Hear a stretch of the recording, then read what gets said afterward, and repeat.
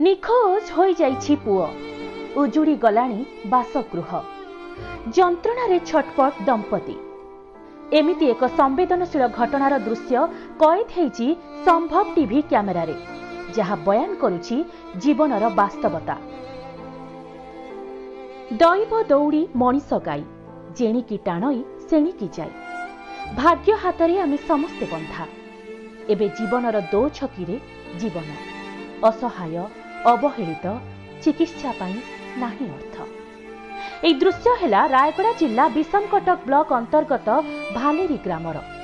दुर्घटना रे आहत होई 5 मास हेला घरे पड़ी रहिछंती दामोदर करकरिया। तेबे बड़ पुओ निखोज होई गला परे पुओ को खोजिबाकू बाहरी थिले दामोदर, हेले दैव साथिला दाऊ। एक दुर्घटना रे भांगी गला तांकर अंटा आ गोड़। तांको चिकित्सा पाई प्रथमे रायगड़ा जिला चिकित्सालय रे भर्ती करागला एवं परे ब्रह्मपुर मेडिकल को स्थानांतरित करागला। सेठी 2 मास चिकित्सित हेबा परे एबे 5 मास हेला घरे पड़ी रहिछंती दामोदर।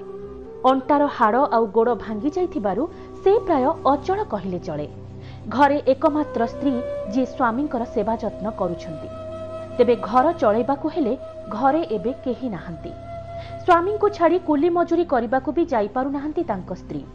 जहा भी किछि पाखरे थिला ताहा खर्च हो जाइछि मेडिकल रे। एबे केवल गुजराण मेंटुछि सरकारी पीडीएस चाउल सह साई पड़िसांक साहाय्य। एपटे रहुथिबा बासगृहर अवस्था मध्य संकटापन्न। एकमात्र रोजगारिया पुओ निखोज, स्वामीर अवस्था कहिले न सरे। ए सबुको देखि दुखरे चिंतारे भांगी पड़िछंती दामोदरଙ୍କ स्त्री। सेपटे पुओर निखोज को नहीं विषमकटक थाना रे अभियोग हे वर्षे 4 मास बीती गलानी, हेले पुओर टेर पाई पारुनी पुलिस। एभली परिस्थिति रे अर्थ अभावरु दामोदरंकर चिकित्सा मध्य करा जाई पारुनी। तेबे ग्रामवासींकर कहिबा अनुसार सर्वसक्षम सरकार जदि किछि साहाय्यर हाथ बढ़ाई पारंते, एही हताशा बेसहारा दंपतिक मुहरे हस टिके फुटी पारंता। विषमकटकु चंदन कुमार का रिपोर्ट, संभव टीवी ओडिया।